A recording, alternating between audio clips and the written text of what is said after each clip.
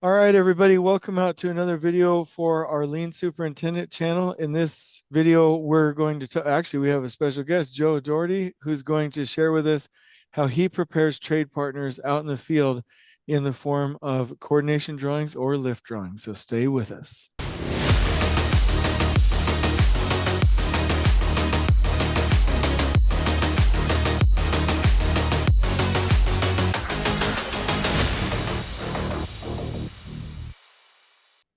Welcome, everybody. I hope you're jamming out and ready for a cool little video. Joe, thank you for being with us and showing us all these cool things. Thank you. Joe, Joe is absolutely amazing at running projects.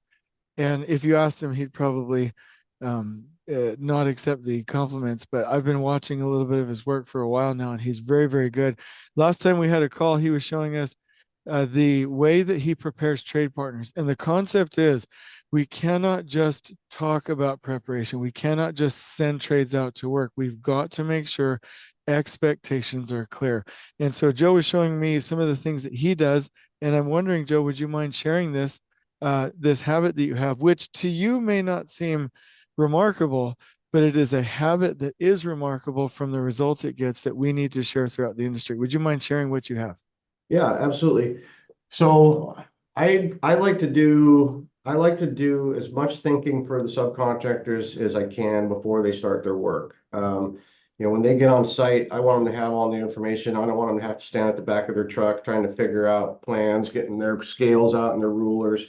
So I try to get as much ready for them as possible. And this particular drawing that's on screen, I used to. I've called them all kinds of different things. I started calling them lift drawings after listening to your podcast, and you explained that a lift drawing is simply lifting information out of the plans and putting it in a succinct format. Did I get that right? Yep, absolutely. That's perfectly said. Okay. So I realized, oh, hey, I do that. So I started calling them lift drawings myself. So in this particular one that we see on the screen, I think when we were looking at it earlier, I thought it was for my hold downs, but now that I've looked at it a little further, this was for my foundation guys when they got to the stem wall phase. And this particular building has a lot of plant-on panels. It was mostly just architectural detail, right? Just to give the building some depth. And I will also mention that this particular building is a SIPS building, so it's structural insulated panels. So everything comes out prefabricated, and it came out to the site on about 6 trucks. Amazing crew came into town, and they built this 5,200 square foot building, and they were walls to roof gone, driving back home in 7 days. Wow. So it really went well, but in order for it to go well, we have to make sure that I have to make sure that everything fits on the foundation. So there's a lot of footing and stem wall bump outs on this particular building. So I went through and I figured everything out for the concrete guys as far as where their bump outs start, where their door block outs start, where we had 2 different stem wall sizes. Wow.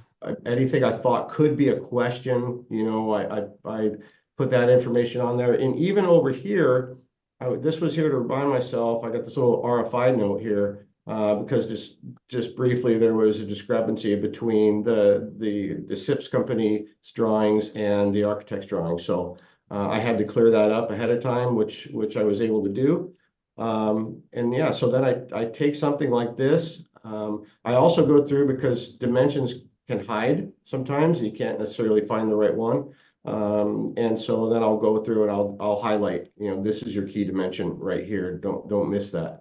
And then I laminate it. I mean, I laminate everything. I go through so many That's lamination awesome. sheets, but in this, for example, when they poured these stem walls, it was pouring. So I I laminate it for them, I bring it out to them, and it doesn't eliminate all the questions, of course, but a lot of them, so that they can do their job. I want them to make money, and I don't want them to have to waste their time. And so I do everything I can for them. That's awesome.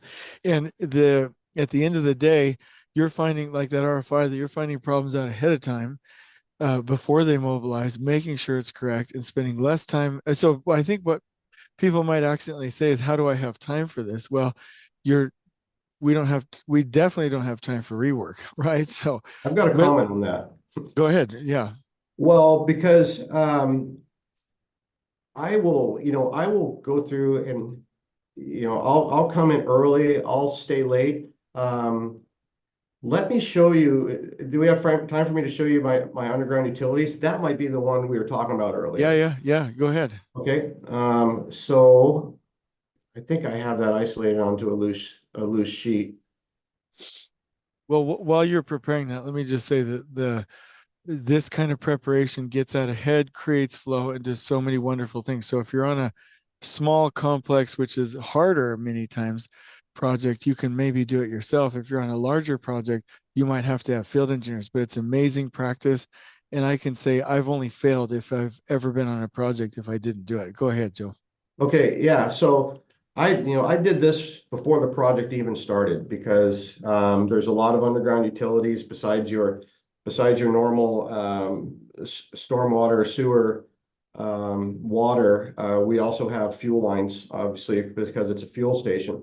So I go through and I color coded every utility with its own color so that I could start to see and I even to the point where I noted what crossed what. So I could check elevations. I know my water is going to be 5 feet down here. So it's certainly below my storm drain right here, but I'll go through and I'll map all this out because in my mind, it's the same way when I was doing cabinets and millwork. I used to draw everything full scale out on a piece of plywood until I started getting better with AutoCAD. And I would, even though I was creating the drawing just for me, I would go through and just create an AutoCAD drawing of this door or this cabinet or this staircase, and get put all my detail on there, mainly because now I've already built that once in my head. Got So it. when Yeah. I get out to the shop, or in this case, when I get out on site, I've already put all this stuff in the ground once in my head. So I see it. So if somebody were to ever say to me, man, you got some loose time, I wish that I had that kind of time. I would respond the same way you did and say, you make the time because you're going to save it on the back end. Amen. Anything that you can prepare ahead of time is going to save you money in the long run. And I can say that that I have little rework. I have very little rework. Yep. So things happen sometimes, but for the most part, I have very little rework. That's awesome. So the challenge here, and the other thing I want to give you kudos for, you did say in your head, you must have it in your head, but you also have it on paper so that other people can follow it. So absolutely genius. We need to move the ball instead of being behind the eight ball. We need to move our preparations ahead, and we need to make sure that the installation is clear and that we focus on quality. Because if we want to go fast, we will follow the Q word, which is quality. Joe, thank you so much for being with us. This is an amazing video, and I hope everybody's enjoyed it. On we go.